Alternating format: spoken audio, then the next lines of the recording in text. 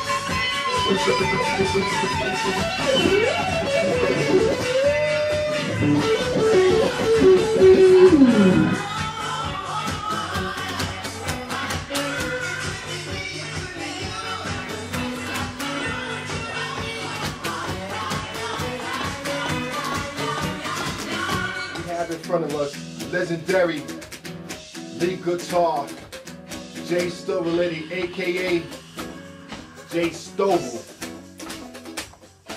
lead guitar machine.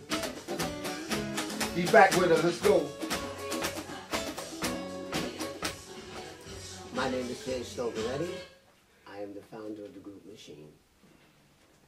Hey, Mr. Stovaletti, so how you been doing, man? You know, you looking good there, man. You know, I haven't seen you in a long time. You know, I remember them great history to have back in the day, the disco classics, you know, there before the grace of God. That was a huge hit for Machine, wasn't it? It is. That definitely is one of the best, biggest hits that I've ever had thus far. I would like to say we hope to have more. Yeah, so I'd like to ask you a couple of questions. You know, I haven't seen you in a long time. You know, people ask me, you know, have you seen Machine? Have you seen the guy who made these incredible records? You know, I haven't seen him in a long time. You know, and I just want to ask you, how you get started. You know, how you get started with Machine? How it come about? Machine was a dream of mine because I'm not sports inclined, athletically inclined. So I chose music as my outlet. Right. So when I saw the Beatles. So you decided to get on a guitar. That's so when you had your first guitar? When you first guitar? About 14. 14? I hooked up with a buddy around the corner named Arnold Allen and Michael Ferrer. Michael Ferrer being my school buddy, and from the 4th grade on till graduation, and then we graduated from high school together. And we still played together. Yeah. So how about the buddies? You know, how did you get Kevin Nance and Claire Beth? Kevin Nance all went. Michael Ferreira, Kevin Nance, and I graduated from Wingate, so we have accumulated a friendship in high school. Lonnie Ferguson came about, who was the drummer, came about just doing gigs. He was with another group called the Flames, and I was always Machine, always Machine. August Darnell is who I credited the 6th cylinder. If he's 6 and there was only 5 in the band, right, how possibly could he be the founder of the group? So after this is 2015 here. We in 2015, and so you are the founder and the person who actually put Machine together. Is that correct? Hand, piece by piece. Right. So except for Claire. Claire was a gift horse. I didn't find her. God found her for us. Right. She has been the icing on the cake. She is the best added mechanism and gear to the Machine. That's all we were missing was her. Right. And so I just want to ask you a question here. So there before the grace of God, so August Darnell came up to you this one day and just said, I have a song for you, Jay. How that came about? No, he didn't come up to us. RCA came up to him, hired him to produce us, to bring out the qualities that we had within. Right. A producer's job is to bring out the best of the artist. Right. Whether it be vocals, guitar, piano, so forth and so on. We the fellas dropped down the music, which had no title. It wasn't called Grace to God. It wasn't called anything. Right. It was just music. August O'Neill, being the producer that he is and a great lyricist, pictured this was going to be a hit. Let me submit my lyrics. Hey, fellas, would you guys try this out for me? So he came to you and said, "Oh, He Jay, said, I got would something you guys, for you." Would you try these words to that music? Right. We never heard them, never saw them before, but we did it, and it clicked. And Therefore, garnishing us a #1 hit record worldwide. So who came up with did you come up with any kind of parts of that song? Well, Because the breakdown everybody is famous for. right, yeah, that's the classic, yeah. And so I was reading some of the part of your biography that they had another singer before Claire Bethany came. What's her name was? Her name was Jocelyn Brown. Jocelyn Brown. One Night Love Affair fame. Right. She was my lead singer. God bless her, and God has blessed her.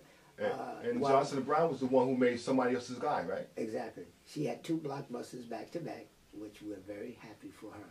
Right. Josh, if you ever get to see this, know that my prayers and thoughts are with you always. And thanks for a great start. The rhythm section was in Europe with Lionel Richie and Right. the Commodores for 4 months. When we returned, management had made switches. Right. It was just done. So exit Jocelyn Brown to make her own way in life, and 2 hits, like I said. She made a couple of hits. Somebody Else's Guy. I used to dance to that. That's right. Big hit for Jocelyn Brown. Exit Jocelyn, enter Claire Bethany. Claire, How old was Claire was at that time? oh, she was a baby. 18 and a half going on 19. Well, how you know she was going to be the lead singer? Well, we were always going to have a girl that would be co-lead singer. Right. I'm the male lead singer. Right. She's the co-lead singer. We sing together. On J, off J. On Claire, off Claire. Right. Back and forth. Yeah. So I was looking up into the discography, and it says that they didn't want to put your face on the album cover. They with this machine, no face. They put it in a much nicer way. What they did was they come to you and ask you? They came to me respectfully, RCA heads. And who was in charge of RCA? Okay, well, at Mr. Greenberg? No, he is not. Mr. Greenberg was machines management, period. Right. That's all his function was. RCA's artistic room, which is the creators of what type of atmosphere, what type of look are you guys going to have. Right. Their biggest thing was the record Grace of God, which was only a single at the time, shot to #4, okay, within 3 months of its release. And Ain't No Stopping Us by McFadden and Whitehead, also friends of mine, was coming up. And we had reached our peak. We're coming down. As a matter of fact, McFadden and Whitehead and I have done quite a bit of shows together. I miss those. Because I have on the top Hot 107 in 1979. That y'all was number 77 on the chart. 100. 100. That's to be number 77 out of 500,000 records. Right. That's incredible. That's an accomplishment. And so, what's going on, fella? How are you? All right. So I just want to, run through you a couple of things, to see how you been doing, how you been feeling, what you been going and doing in life, are things looking up, or you're back on track of things, you're back into the music business. What's going on with Jay Stovaletti? Everybody handles death differently. In my case, I grieved double the length of time. I lost maybe 17 years playing guitar. But thanks be to God, I haven't lost my gift. Losing a mother or a parent is devastating to any child, but I had to go through it too. So, I had to take a long time for me. And then we're talking about dealing with lawsuits and people running off with your money and things of that nature. Right, but before we get into that, the lawsuit stuff, I just want to ask you how Machine started. Was it high school? You daughter something? How you get? Machine started in the 7th and 8th grade. The first set of Machine. I had 3 sets. First set was all guys: horns, keyboards, guitars, bass, and drums. The second set moved on to looking more like the Jackson 5. And then the final finale, which is our biggest hit. We also had a single release on United Artists Records called One Guy Too Late, which some of you people way out there in North Poland somewhere probably have. I've seen it on the internet. One Guy Too Late was also sung by me and Lance Walton in 1974 on United Artists label. From there was a 5-year gap, and then bingo, RCA offered us a deal that we couldn't refuse. We had an offer with Motown and an offer with Gamble and Huff. Right, but before we get that far, I just want to know how did you come together? You know, how did you get the other play like? Okay, the other fellas in the band in my in junior high, 7th grade, 8th grade, it was Michael Ferreira and Arnold Allen exclusively. Michael Ferreira on bass, Arnold Allen on rhythm guitar. Arnold Allen left because he went away to a private school. Michael and I continued to make Machine helpful to what it is. Even though Mike's not with me as a bass player, but he is still my best friend. He and I were both in Wingate High School, Brooklyn, New York. Okay, Kevin Nance came from Wingate. Musicians seek each other out the same way basketball players and football players look for each other. Okay, your card partner, your tennis partner. You know, I look for musician partners. I'm not into sports whatsoever. So, bottom line is, after the Michael Ferreira, after Wingate, the graduation, Lonnie Ferguson came, who was the drummer, came in by being at another gig, doing shows with his own group, and we linked up, and that was the chemistry. Claire Bethea, the best there is on the East and the West, came in on the end with the icing on the cake, and occasionally throws in her cousin Angie with the candles.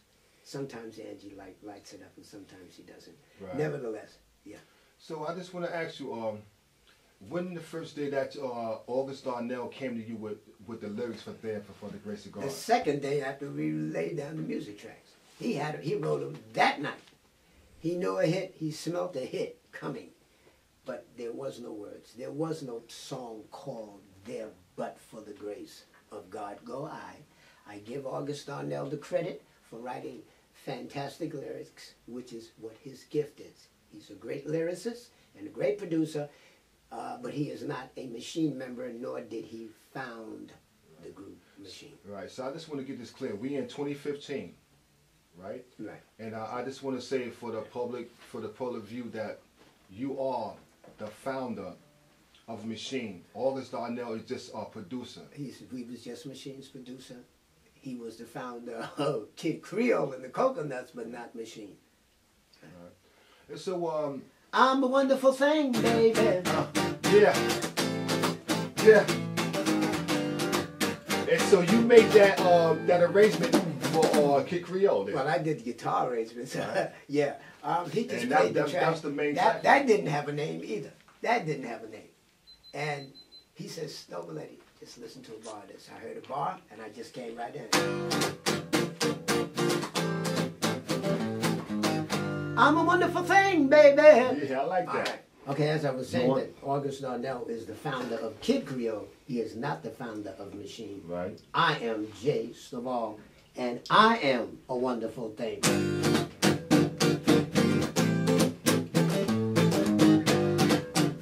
So that was some type of arrangement you did with Kid Creole.